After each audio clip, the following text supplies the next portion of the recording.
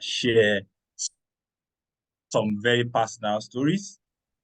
For those who are close to me, you might have heard me share them before, and some you might not have heard. But whatever you do, whatever, let your time be worth it. Let your time be worth it. I'm going to try to hit there on the head and move as not too fast, but as precise as possible.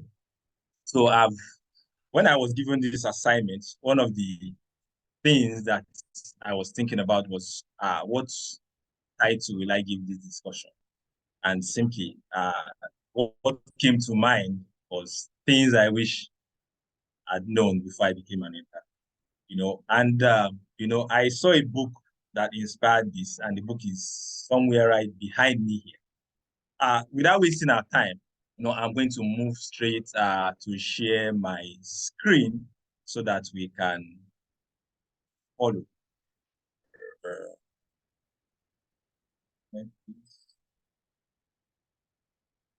Okay.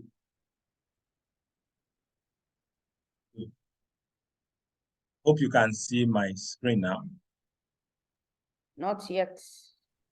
So things I wish I had known before I became an entrepreneur. Your screen is not showing yet. Is my screen showing? No, not yet. Not to me here.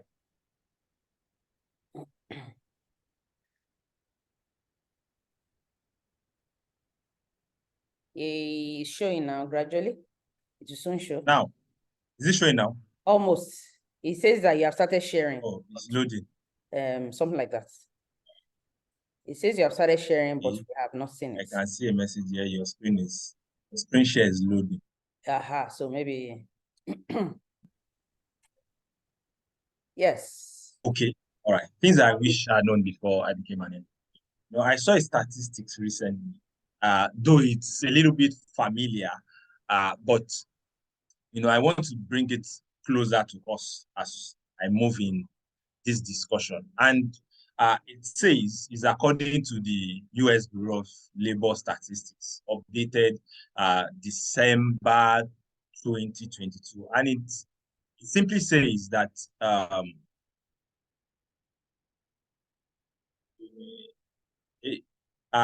20% of new businesses fail during their first 2 years of being open. That's first sentence. The second one goes further. 45 during the first 5 years and 65 during the first 10 years.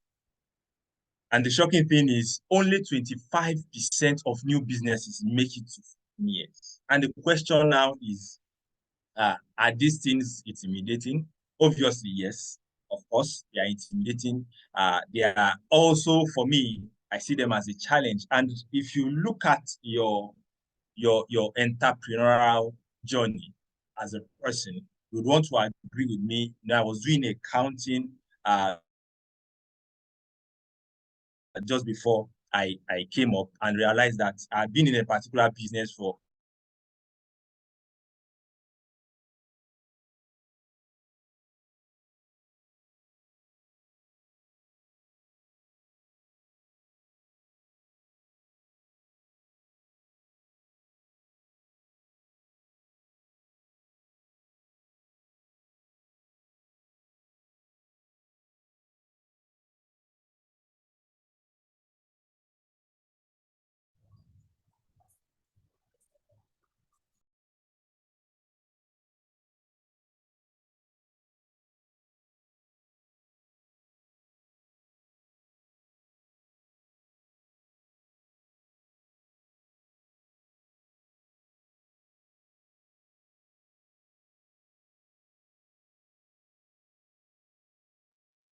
Okay, I think his internet kicked him out for a bit. While we wait for him to join us, I believe that we're following. I'd like to welcome everyone who joined after we started. We're taking a topic. I hope you can hear me. We're taking the topic, and Mr. Adeba Mishaye is the one sharing. He's sharing a very, very, very interesting data about how businesses, how they start, and the percentage of businesses that actually make it after 10 years of being in business. Okay, the first data he shared is that 20% of businesses don't make it through the first 2 years. 20% don't make it through the first 2 years. 45% don't make it past 5 years. And only 25% of new businesses make it through, make it to 15 years or more. Okay, I think it's back, and please go ahead.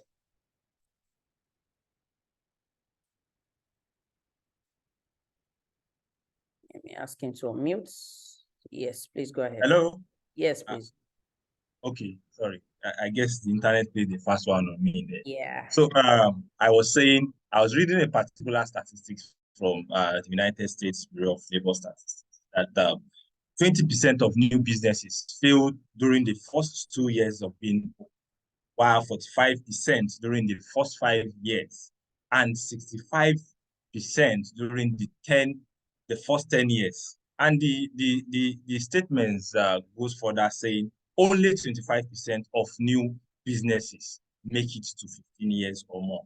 So the question is, what category are you? What category is your business? For my business, I think I'm currently in the 65% for most of the entrepreneurial things that I do. And yes, it's good to be in the 65%, but it's also good to aim higher. It's also good to move further.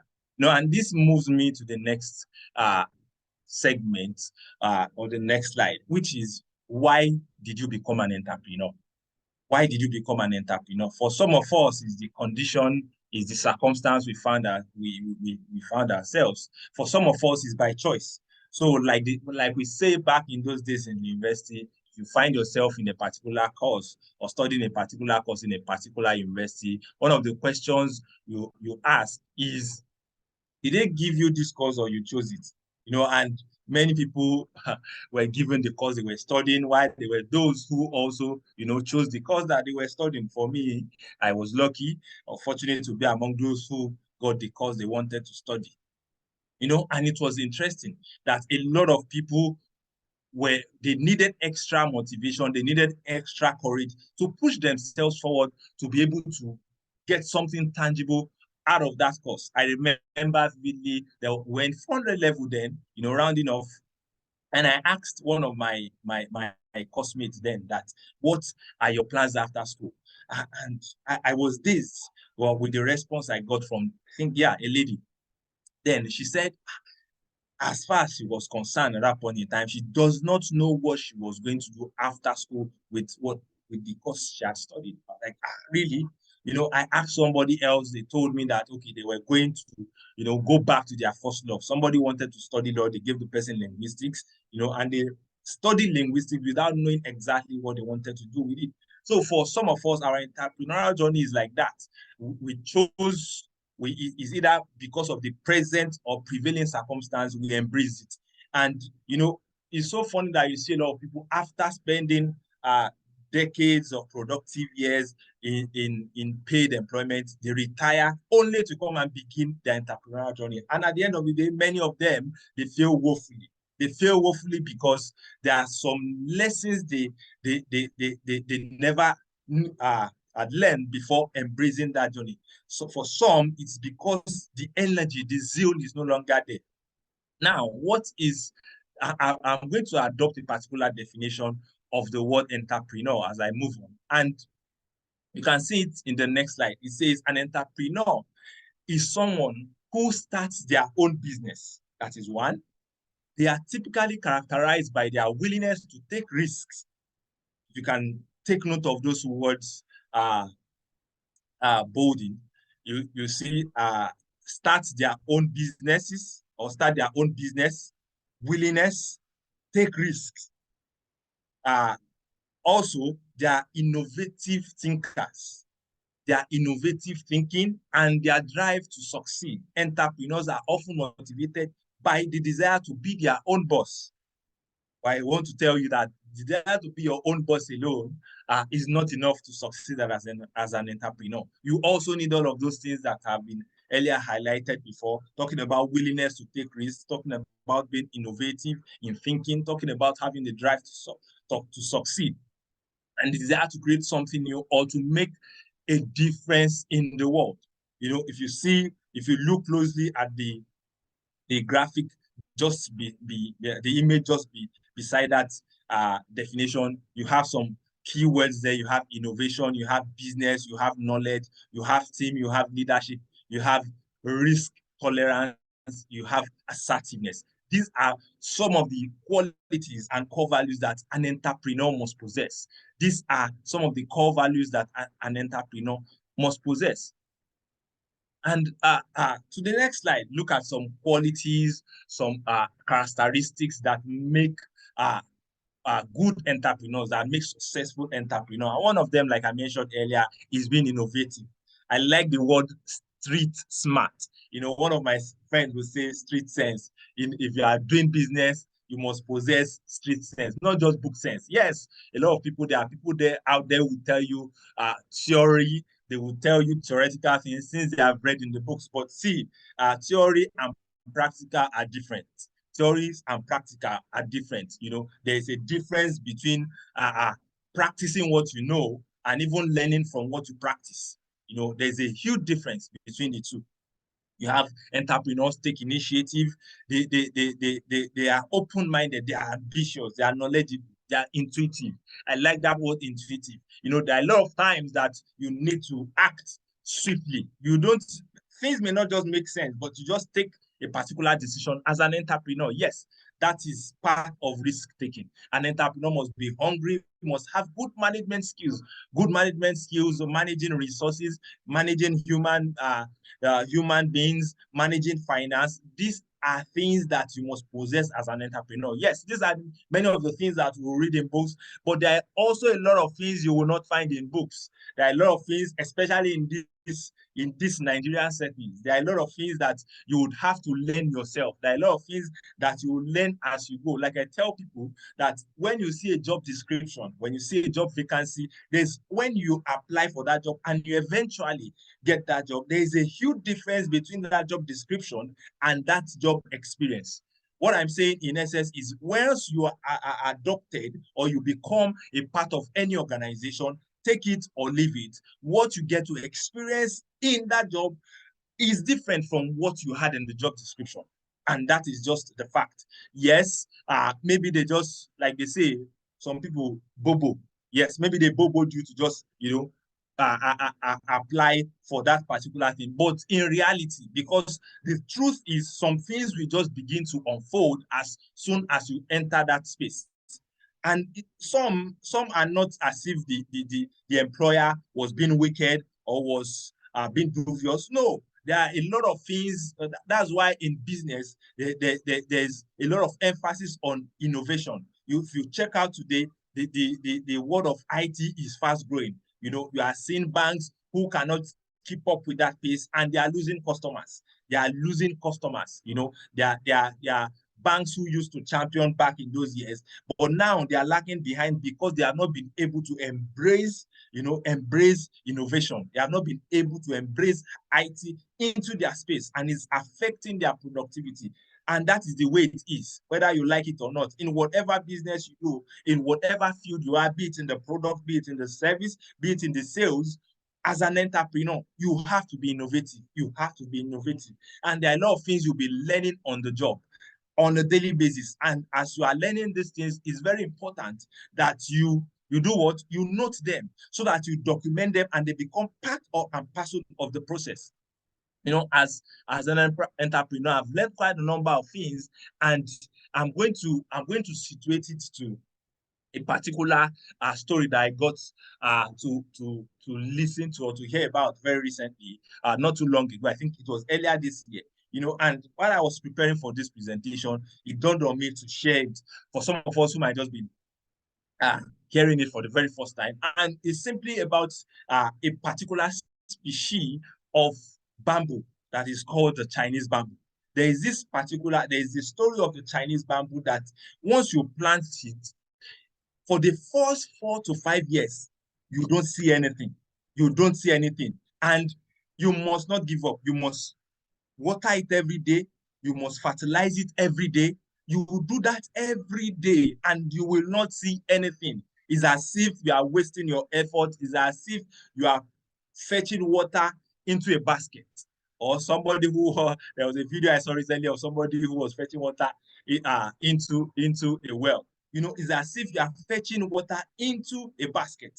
And for years you water, for years you fertilize, and nothing to show. But guess what? On the 5th year, in the 5th year, this bamboo tree all of a sudden shoots. And once it shoots, it grows within 8 weeks. Within 8 weeks, which is about 2 months, it grows to about 90 feet. It grows about 90 feet tall. And what does this? This typically, represents what the journey of an entrepreneur looks like.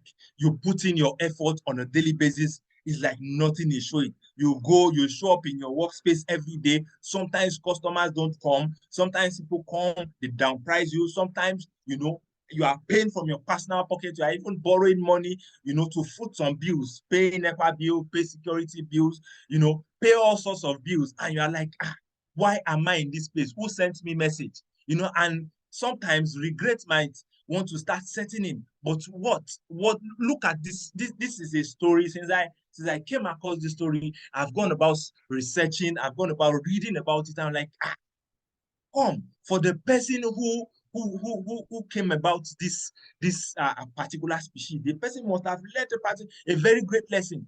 What lessons has the person learned? Patience, patience, perseverance, faith, tolerance. And those are the things that I want us to hold on to as an entrepreneur. Yes, if you look at it, it's like we all would, majority of people, we agree that yes, these days people purchasing power have dropped. Yes, people purchasing power have dropped, but also as an entrepreneur, what does that tell you? It means you need to harvest more people that will be able to patronize your service, that will be able to buy your goods, that will be able to pay for your service, and you should at that point in time begin to look at sales funnel, those things that will help you harvest new set of people. Because the truth is, if you don't increase your customer or your client base, there is no way your business will be able to grow to that particular level that you desire. Look at the moral lessons that we can learn from this story of the bamboo tree. The one is patience, the other is faith.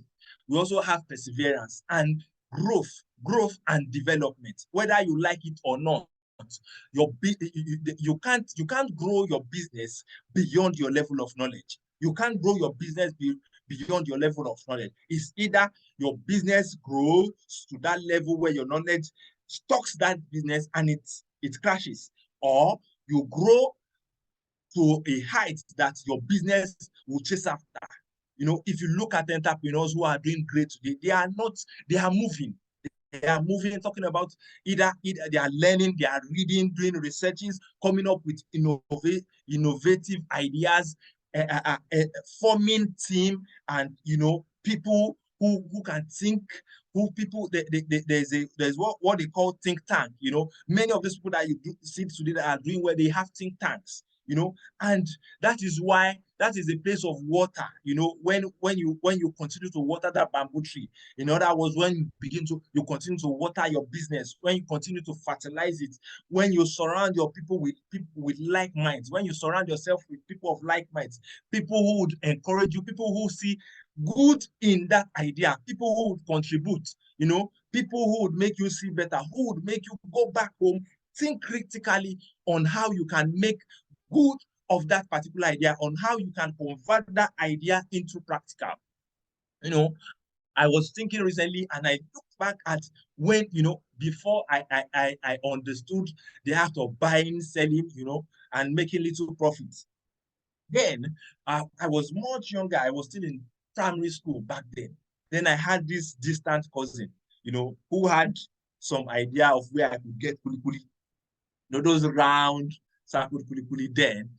And I would save my pocket money, give it to her, and she would buy in bulk, in dozen price. She would sell, we'll roll over, and I continue like that. At some other point, I can't remember exactly where I learned how to, do They call it sobata, how to repair maybe your shoe is cut, you know, and instead of calling a cobbler, you pay me. Back then, maybe 1 naira, 2 naira, 5 naira, I would sew your shoe for you, and you pay me until that's what they call it, that hook, you know, pierced one of my finger, and you know, almost drew out my vein. I had to stop.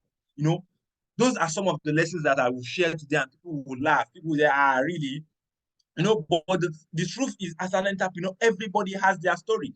Everybody has their story. We have had days when you locked the door, you wept, you cried, you know, and like you almost gave up. From nowhere, you continued. You know, that is what an entrepreneur do. That is what that bamboo tree did. You know, and all of a sudden, in 2 months, 8 weeks, you know, it shoots up to about 90 feet. And what is it? Is it that all of those years were wasted? All of those 4+ years? No, those time were not wasted. You know, the time invested by the person who planted, who was watering, who was fertilizing, all the sun, the rain, you know, those years were not wasted. The bamboo was busy, you know, busy under the ground. It was busy under the ground. Yes, what as an entrepreneur, I've learned quite a number of lessons, and I want to share a few of them with you, which are some of the lessons that I wish I knew. Some of them I knew, but like I said, there's a difference between knowing in practice and knowing by books. You know, there's a huge difference between knowing in practice and knowing by books. And the first one is that being passionate about the business is not adequate enough to start or to succeed in a business. You know, have been passionate about something is not adequate. It's not a guarantee that you succeed in that business. You know, passion without commensurate value in return will birth frustration. It drains energy and other resources. I remember there was a time some years ago I interviewed an artist, and we got talking, and I asked her, you know, this person, she's doing well. She's doing well. You know, and I asked her, ma, what exactly are the things that motivate you as as an artist? Like, she likes what she does, you know, she's passionate about it. And I took a second look at her and I said, really? And she smiled and said, apart from that, money motivates me. You know, if I see that somebody has paid, let's say somebody asked me to do a particular painting back then for about 5 million, and the person has paid, I have no choice. I have to get that motivation from wherever it will come from. And that is it. If you don't get commensurate value from whatever it is that you are doing as an entrepreneur, you are going to be discouraged. You are going to back out. You are going to back out. There must be something that is motivating you. Apart from that thing that is motivating you, there must be a commensurate value of what you are investing. There must be a commensurate value you are getting in return that we encourage or be close to whatever it is that you are investing. Two, not all profits are profits. As an entrepreneur, you must realize that, yes, if you start a business today, let's say you invest 100K into a business and you got 20K, my friend, that is not a profit yet. That is not your profit yet. Yes, it might look like there was an increase, but have you calculated the time you invested? Have you calculated the other resources, the consultation, the candle you burnt, you know, all of the energy you expensed into making that thing a reality? Why not put that together and reinvest? Because the reason why many businesses that, like I shared earlier, die in the first 5 years is because people who started those businesses were too hungry that they saw the first set of fruits that their businesses produce as profits, rather than planting them in order to multiply, you know, and capitalize on the on cumulative effects. They decided to eat, and they killed those businesses. They killed those businesses. Three, not all competitors are rivals. You know, I learned this, and it has really helped me. There are quite a number of things I do as an entrepreneur, you know, and one of them is that I run an enrollment center, you know, and there at some point, I was the only one in that environment, apart from the government run facilities. But after I started, you know, I saw a few people, sprang up not too far from where I was, where I am rather. And, at some point I was like, the person that was coming to me, who was like a sub-agent before, all of a sudden, I started his. But rather than grow bitter, I sat down, I re-strategized and thought about areas where I could collaborate with that person. And today, we are partners in progress. There are a lot of things areas where I have edge, over him, and he comes to me, bam, I give him discounts, he brings, and we move on. The thing is, you must learn to leverage on competition and build up rather than seeing competition as what? As rivals. Don't see your competitors as rivals. Collaboration is a currency.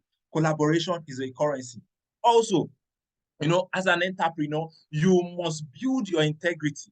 Your integrity is very key. Integrity and credibility are two must have resources and attributes that an entrepreneur cannot afford to joke with.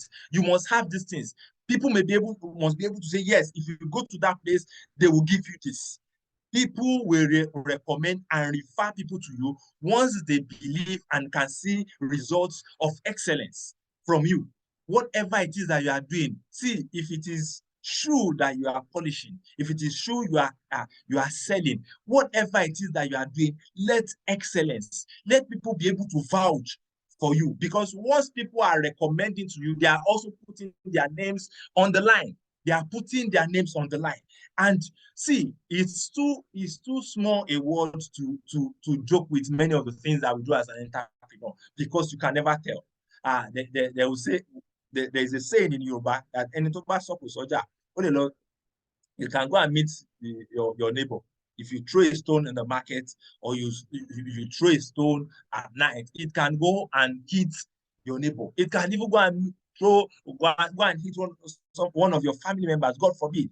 The thing is, we must uphold integrity. We must uphold credibility. People should be able to vouch for you as an entrepreneur. Yes, people must be able to vouch for you as an entrepreneur. Yes, I'm talking about failure. For an entrepreneur, one of the things I've come to learn is that failure is a curve. Failure is a curve, is not an end. Failure is a curve, is not an end. Failure is a curve, is not a person. Failure is a curve. Failure is not you. Failure is not you. And once you make up your mind, once you embrace, and understand that, it will help you to keep driving. Yes, you can start a business and the business fails. You did not fail. You have learned how not to do a business. I often tell people when they get employed in a particular organization that, see, if you want to get into an organization, there are a lot of things that you should learn there. One of the things that you should learn is how not to. There are a lot of things that so many organizations are doing that they are doing wrong. You should learn those things too. And they should equip you to succeed when you start your own business. Because whether we like it or not, there's a dimension, there's a part of us as human beings that is craving for expression as an entrepreneur. Yes, failure should be seen as a curve and not an end. Failure is not you. Failure is not you. Also, as an entrepreneur, you must learn to embrace IT. Embrace IT. A few weeks ago, one of the businesses I do is the sponsor of this particular meeting, happened to be into the distribution of wellness products. When I embrace the business, one of the things I do is I went online, posting here and there. And recently, in fact, I can't remember when I did that post. Somebody saw one of the posts I did and chatted me from the link. How I got to know was when I saw the link, I clicked on it and I went there like, really? So I posted this thing here. And the person bought goods from me, and I supplied the person, I collected my money, the person is happy, I am happy, So we must embrace, see, is enough of saying, no, it's for the new G, it's for the Gen Z. See, there was something I learned recently, and I tried it. I saw, when I see text, all these video podcasts that people post, the time to sit down and learn it was really not there for me. So I told somebody, please, how do you do this thing? And bam, in less than 2 minutes, she showed me. And when she showed me that thing, I was like, so this is how to do it. I took one of the videos that I had done weeks back, and bam, I did it and shared. And people commented, I like this. Somebody said I should send him that video I did. Somebody commented that I should be doing this more. Yes, see, whether we like it or not, as an entrepreneur, we must embrace the IT world. There are a lot of opportunities there. When I started as a distributor with Green Mondays, the place I made most of my sales was on WhatsApp, my WhatsApp status. I cherish that thing. My WhatsApp status. If I post like this, many of the people who got to know that I do this business knew first from WhatsApp before I moved to every other platform. We have moved to an age where or a season where multiple streams of income is no longer a thing of choice. Is compulsory. Is compulsory. And the earlier we embrace that, the earlier we deliver ourselves from frustration. Because the truth is, the cost of living is on the rise. The cost of living is on the rise. And yes, you can tame some expenses, but there are also some expenses that you cannot tame. Else, you'll be living a life that is below standard. If you tame some things that you are not supposed to tame, you will be living a life below standard. What is the way out? Find opportunity, embrace opportunities that will help you multiply your income, that will help you increase your income. A chair has four legs. Somebody will say the minimum streams of income you should have as a person is 4. Even now, it is 4. 4 is very small. 4 is very little. In fact, I was thinking, now I was speaking with a core member few days ago, and I was sharing with her some of the things that I do. And before I knew, I was counting like 5, 6. I was like, yeah, well, no. And this is a time and season where, as an entrepreneur, it's either you become an entrepreneur by choice or you become an entrepreneur by compulsion. And if you become an entrepreneur by compulsion, there are a lot of things that you would learn in the hard way. There are a lot of things you will learn in the hard way. My time is running fast. Yes, I mentioned earlier street sense. Street sense is very important if you are in the entrepreneurship space. As an entrepreneur, it is very important that you develop street sense, especially if you are based in Lagos. If you are in Nigeria, you need street sense. You need street sense. Otherwise, people will run you out of business. People will run you out of business. You must know how to blend. See, when people come into my office space and we discuss, once I begin to get to certain state that makes that I begin to unfold myself, that see, I hold a second degree, a master's degree from University of Paris. Like, see, you can't carry all of those things on your head, and not do what you are supposed and not understand certain things. You must come down from that level and be able to play at the street level, such that you be able to win some things, so that you will reduce your loss. Else, people, that is why you see a bricklayer, you see a plumber who is on a daily basis raking in money. Recently, I needed the services of a tiler, and the boy was in my house while he was fixing the tiles. I was looking at him, and I was interacting with him. And on that, before he left my place, he had received about 4 calls of different appointments. And I was telling him, see, guy, it's like you are making money more than enough people who go to office wearing suit and tie every day. See, and I was beginning to think that, I hope I will not become a consultant for this boy, and somebody who needs Tyler. But if you need the Tyler, please call me. I'm already advertising. I have somebody who can do a good job for you. But I'll give you the job, I collect my cut, and everybody is happy. As an entrepreneur, collaboration is very important. Collaboration is very important.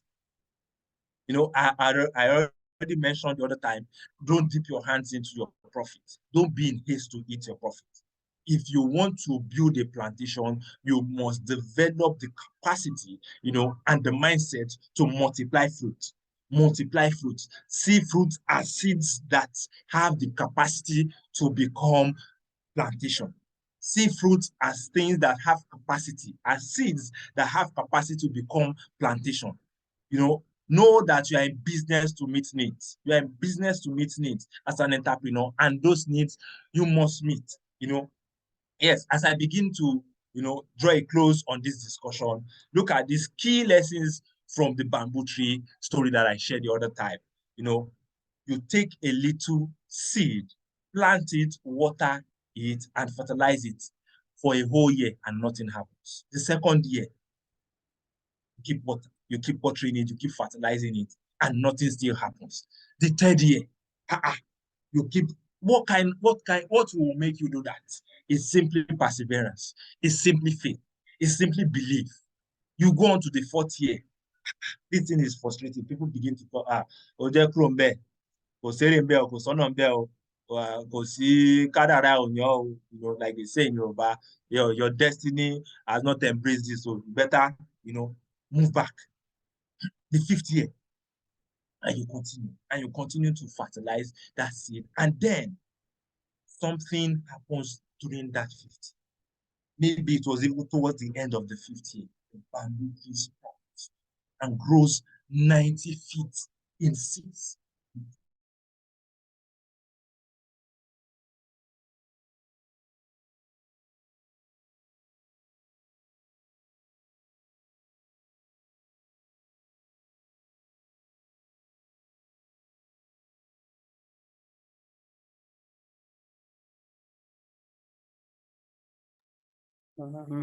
Seems we have lost audio lost again. I hope you can hear me. Can you hear me? He was just wrapping up with the story of the bamboo tree, the Chinese bamboo. I think it's a very powerful one, and it helps us know that we're not alone. It helps us know that we can make phenomena happen. Once we are doing the right things, just a matter of time. It will all add up. Okay. I'd like to say thank you to Mr. Adeba Mishai. I know that sometime he will come around to wrap up, but I hope you have gotten value. Just to check how much value we have gotten, I will be happy if I can have 2 or 3 people who can share with us one thing that they would make use of based on what they have heard today. One thing they will begin to practice again. Maybe you were practicing before, but now you're not. One thing that you're going to begin to do after now. September is still young. A lot can still happen in this month. One thing that you're going to be making use of to take your business further, or to develop your entrepreneurial skills. An entrepreneur is somebody that sees opportunities. People see problems, and an entrepreneur sees opportunities. Okay, and they are positive, they are forward thinking. That's an entrepreneur for you. While we wait for him to come wrap up, I'd just like to say welcome once again to everyone. If it's your okay, people are already responding. Mr. Adi, I was telling people to drop one thing that they're going to be using a lot more after today's meeting. I know you were wrapping up, but I just wanted us to take advantage of that. Okay, and people are beginning to say one thing or the other. Okay, I'll just wait for you to wrap up so that then I can wrap up properly. Thank you.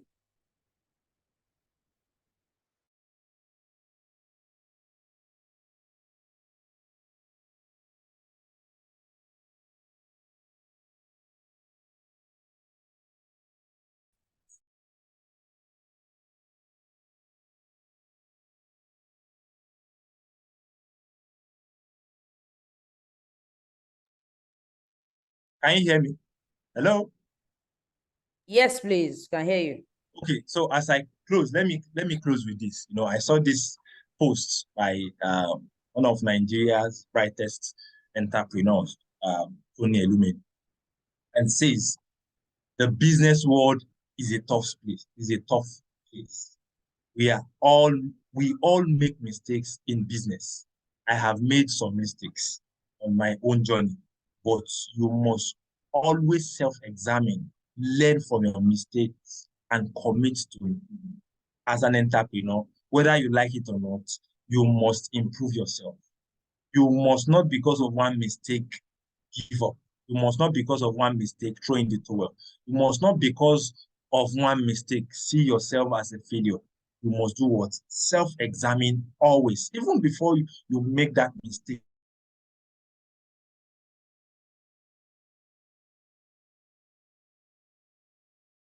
ask from people who are in that field that you are embracing. Also ask from people who are not in that field, so that you'll be able to see from the outer world what people perceive about that business that you are embracing, and see mistakes as curve that are necessary for you to get to that destination. Thank you very much. God bless. Thank you so much. If you have learned, please let's put our hands together and appreciate Ogade, who has given us some solid nuggets today.